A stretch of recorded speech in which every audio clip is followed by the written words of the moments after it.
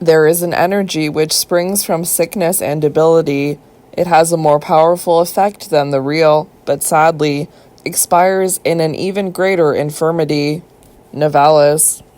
If an educated middle-class German of a century ago had sought clarification of the term decadence, a term which he may have come across in periodicals and newspapers, he might well have taken down the appropriate volume of his Brockhaus Encyclopedia of 1896 and found the following: decadence, French, pronounced decadence, decay, decline, deterioration. Recently, the term has been applied in France to an artistic movement which is a reaction against naturalism. It is a symptom of today's nervous, senile, fragmented society, which is impervious to anything which is healthy and natural, and which seeks to whip up its blasé, jaded attitudes through extravagant stimuli. The practitioners of this school of writing are called decadents. Had he sought elsewhere for further information, he would have discovered that the most decisive formulation of decadence had been given by Baudelaire in his essay on Edgar Allan Poe of 1867. The French poet has accepted the term, hitherto purely pejorative, and welcomed it with approval. Those critics who had rejected Poe for being morbid and bizarre had failed to realize, Baudelaire had explained, that Poe's works had aimed at being unnatural, for the natural and the normal had lost their charms, if indeed they had ever possessed any. Gautier had, in the following year, admirably summed up Baudelaire's position: the refined, the ultra-sophisticated, the recherché, the subtle, the neurotic, the knowledge of being somehow explorers or manifestations of a terminal cultural sickness. These qualities Gautier had extolled in Baudelaire, as Baudelaire had extolled them in Poe. And that which had been adumbrated in Paris in the 1860s had become the literary watchword of the 1880s, especially in Verlaine, who had overtly proclaimed his love for the word decadence, going so far as to announce that he was l'empire à la fin de la décadence. Our German, if he had browsed further in his Brockhaus, would finally have found references to Stéphane Mallarmé and Jean Moret. The term déliquescence was also used to define modern French writers, also confusingly symbolistes, and references to artifice and, indeed, idiocy abounded. The impression our reader might have gained was that decadence was a symptom of French degeneration, typical of a nation defeated in war, a country nervously strained and somehow predestined to morbid derangement. But let us move to a more sophisticated level and see what the German-speaking literary critics have to tell us. Hermann Bahr, the Austrian literateur and essayist, visited Munich in 1888 and moved from there to Paris. With acute sensitivity and remarkable openness to the literary scene in the city, Bahr saw that the naturalist watchwords and slogans had had their day and that something new was in the air. Naturalism, that short-lived attempt to reproduce the surface texture of reality as faithfully as possible, was now superseded by the cultivation of inner visions and the search for the outre and the artificial. Bahr's collection of essays, Studien zur Kritik des Modernen, 1894, contains a section on Die Decadence, which succinctly and with considerable insight formulates the preoccupations of the new generation of writers. They wished, Bahr explains, to flee from the trivial superficialities of naturalism, wishing instead to modeler notre univers intérieur. They despised the taste of the mob and sought the bizarre and the extraordinary. They demanded artifice and were characterized by a febrile mysticism. They wished to express the inexpressible and to grasp the impalpable. They sought dark, sultry images. They entertained above all the insatiable desire to portray the monstrous and the boundless. It was no coincidence that they were Wagnerians. They detested the banal, the monastic, and the quotidian. They sought with assiduity the exceptional and the outlandish. With unfailing acumen, Bahr saw the importance of Wagner for the new mentality. Wagner as purveyor of unheard-of delights and sensations, the Hierophant and Magus for impoverished souls who sought that fearful ravishing, of which Baudelaire had spoken some 30 years earlier. And decadence did not simply mean sterile decline, for the literary scene in Paris brought forth fascinating blooms which sprang as asphodels from fetid waters. Barr established himself in the Café Grenzstadel in Vienna and acted as intermediary between Paris and Vienna in terms of ideas and manifestos. His novel, Die Gute Schule, The School of Love, published in 1890 when Barr was 27, portrays the Parisian vie de bonhomme in a lurid and sensational manner, particularly the contorted relationship between the hero and Fifi. Barr's father rejected it out of hand. But a man who achieved a greater notoriety and a much wider readership for his writings on decadence was Max Nordau, whose Entartung, Degeneration, appeared in 2 volumes in Berlin, 1892-3. Nordau had moved to Paris in 1880 and keenly observed the latest literary and medical developments in France. He had studied with Charcot at the Salpêtrière at the same time as Freud. It seemed to Nordau that he was surrounded by symptoms of general decline, seeing in the decadents, symbolists, and mystics unmistakable symptoms of degeneracy. "We stand now," he wrote, "in the midst of a severe mental epidemic, a sort of black death of degeneration and hysteria." Nordau's pseudoscientific, journalistic survey of the contemporary literary scene, interspersed with peevish broadsides against the chief exponents of modernism, was widely read. There are references to him in works as divergent as Bram Stoker's Dracula and André Belle's The Dramatic Symphony. Although Nordau had first-hand experience of Paris, he commented on Verlaine's asymmetrical skull and Mongolian physiognomy, symptoms, apparently, of degeneration, as were Mallarmé's long, fawn-like ears. He also singled out Swinburne and the Pre-Raphaelites for scathing attack. Imbecility, mysticism, and incomprehensibility seemed to be rampant. Of interest here is Nordau's furious attack on Richard Wagner. Richard Wagner is in himself alone charged with a greater abundance of degeneration than all the degenerates put together with whom we have hitherto become acquainted. For Nordau, the German composer was the paradigm of decadence, an artist both degenerate and harmful, whose grandiose visions were but histrionic gestures, poised above incandescent decay and which sprang from a pathological overexcitement of the genitals. Seeing a link between decadence and romanticism, this guardian of cultural standards and public morals could not refrain from condemning Wagner's art as lurid and dying manifestations of that earlier efflorescence, with the composer himself representing the last fungoid growth on the dunghill of romanticism.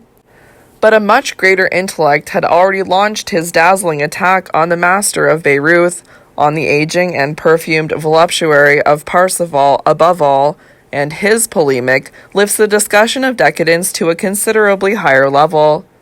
Friedrich Nietzsche, shortly before his mental collapse, felt compelled once again to come to terms with his erstwhile mentor and idol, the man who, for good or ill, had had the most profound effect upon his stricken life. In Der Fall Wagner, 1888, Nietzsche sought to single out those cultural manifestations of his age which he considered to be diseased, and Wagner is their paradigm.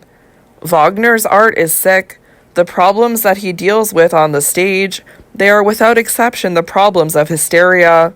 The convulsive nature of his emotions, his overheated sensibility, his taste which demands ever stronger stimuli, his instability, which he raises to the status of a principle, and last but not least, his choices of heroes and heroines, if you look at them as physiological specimens, a gallery of degenerates, all of this provides a case history that leaves no doubt of Wagner et nerveux. He continues, yes, if you look at it closely, Wagner doesn't seem to be interested in any other problems than those that interest the little Parisian decadents today, just a few steps away from the hospital. Unaware of the existence of the Revue Wagnerienne and knowing of the little Parisian decadents only by hearsay, Nietzsche nevertheless sensed the peculiar affinity which existed between the German musician and the new literary tendency in France. The expression nerveuse, a possible borrowing from Paul Bourget, is an appropriate one. The thinker who suffered most under Wagner, who felt intense relief at the latter's death in 1883, but who was drawn time and time again to redefine his own intellectual position vis-a-vis the master, and Thomas Mann goes as far as to claim that Nietzsche's polemic against Wagner was the most important aspect of his entire work. This man knew that Wagner's grandiloquence and imperiousness concealed fascinating uncertainties, vagaries, even perversions. It was the French capital which, interestingly enough, received his dubious and prodigious offering most readily. The last fungoid growth on the dunghill of Romanticism, a neurosis. Thomas Mann, like Nietzsche, never failed to be enthralled by Wagner, and the composer's presence may be found in the earlier stories, the great essays, the later novels, in countless letters and diary entries. It is also Thomas Mann who openly insisted that he, Mann, was a chronicler and analyst of decadence, a lover of the pathological and of death, an aesthete with a tendency towards the abyss. That sickly connoisseurship of sensation which Nietzsche had detected in Wagner, as well as the brutality of many of his effects, provided Mann with many an insight into the nature of decadence. The proximity of love and death in Tristan und Isolde, prefiguring Freud's writing on Eros and Thanatos by decades, the glorification of incest in Die Walküre, the heady fusion of sexuality and religion in Parsifal, the Holy Grail and Gaping Wound, the omnipresence of blood, the spear and chalice, flower maidens, castration and incense. Appropriate indeed that Wagner should be high priest of an age characterized by a guilt-ridden eroticism, a morbid inflation of the ego, and the cultivation of recondite worlds. Did we ever, Thomas Mann was later to muse, truly overcome decadence, or did we simply play with the idea that it was to be superseded? As a young writer, he was able to observe closely the bohemian atmosphere of Munich, that city where Stefan George reigned as Hierophant and Grand Maître in matters relating to poetry. His Agabal poems, dedicated to King Ludwig II, continued the Heliogabalic cult of beauty, cruelty, and degeneracy, which was adumbrated by Gautier in the famous preface to Mademoiselle de Maupin, and referred to by Des Essence in Aurebourse, that Bible of French decadence. Munich was the city of Richard Wagner and that king who worshipped him and escaped finally into death by drowning. Nordau would make mocking references to the madman who, appropriately, marched at the head of the Wagnerites. There will be much of Wagner in Thomas Mann's Der Tod in Venedig, Death in Venice, also of George and the cult of male beauty. Assenbach moves from Munich to that city where Wagner had composed much of Tristan and where he was to die. Other Thomas Mann stories with a Munich setting include Beam Propheten, At the Prophets, where the narrator describes a visit to an attic to listen to the overheated perorations of a manic visionary, and Gladius Day, a delightful portrayal of Munich as a city of art which an overwrought and censorious student condemns for its frivolity and wickedness. What, then, is decadent about Mann's early writing? An aestheticism which renders its practitioners incapable of warm human feeling, a heightened sensitivity, a paralyzing glimpse into the heart of things, the cultivation of a blasé and ultra-refined lassitude, and above all, an exposure to Wagner with frequently fatal consequences. The short story Tristan portrays a sanatorium where Gabrielle Cloderian and her unlovely suitor swoon in an illicit enjoyment of the Liebestod. The novel Buddenbrooks describes the nervous exhaustion and collapse of Hanno, who surrenders to that same opera. The naturalistic descriptions of typhoid fever do not blind the reader to the inference that it was the Wagner delirium which drew a willing victim to his dissolution. But the finest example of decadence in Thomas Mann is the story Walsungenblut, The Blood of the Walsungs, of 1906. In Thomas Mann's own words, it is the story of two pampered creatures, Jewish twins from an over-refined Berlin West milieu, who take the primeval incestuous relationship of Wagner's Walsingen twins as a model for their own sense of luxurious and mocking aloofness. Spoilt and cosseted, Sigmund Ehrenhold leads a life of sterile boredom. His days pass in emptiness and narcissistic self-reflection. With his twin sister Sieglinde, he has an equal partner in elegant and arrogant refinement, and her fiancé, the hapless von Beckerath, is their equal neither in sartorial nor in intellectual matters. It is he who is the blundering Hunding figure, and it is inevitable that the twins, without him, should be driven to the opera to see Die Walküre. Haughty and blasé in their box, they watch the performance and cannot refrain, amidst the consumption of maraschino cherries, from ironic and condescending remarks on both singers and orchestra. Enthusiasm of any kind is alien to their sense of snobbish superiority, but Siegmund particularly feels the powerful surging momentum of Wagner's work, and the passionate turmoil of the music excites him, causing doubts and an unsettling perturbation. As Wagner's twins had to find Hunding and pass through ecstasy and tribulation, so Sigmund Ehrenhold, nervously agitated despite his cool exterior, sinks with his sister onto the rug in stammering confusion. The Wagner parallels are obvious.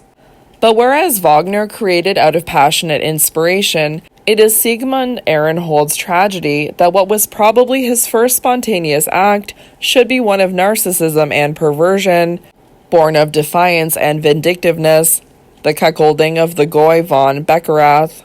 It is only Wagner who can stimulate powerful responses in Siegmund, responses which, however, result in an act of crude desecration. Thomas Mann was closely associated with writers like Kurt Martens and Arthur Hollitscher, the latter providing a model for the degenerate aesthete Detlev Spinell in Tristan. Martens made his reputation in 1898 with the novel Roman aus der Dekadenz, a novel from the age of decadence, a title which Thomas Mann had wanted as a subtitle for his own novel Buddenbrooks. The novel is set in Leipzig in the years 1896 to 1897 and attempts to capture the fin de siècle atmosphere prevalent amongst the intellectuals of that city. The hero, Just, is characterized by an enervating lassitude. His erotic entanglements with Alice, the wealthy daughter of an industrialist, drift into paralysis. He fills his room with wilting foliage and hopes in vain for stimulation. His attempts to transform a beggar girl into an Amaryllis, a Salome, Wilde and Gustave Moreau are cited, or a great criminal, Des Esseintes had prepared the way, get nowhere. Just has read the obligatory Scandinavian literature, Jonas Lie, and Martin's autobiography also tells of the influence of Arne Garborg, Tired Souls. The decadent climax of the novel is the so-called Festival of Death.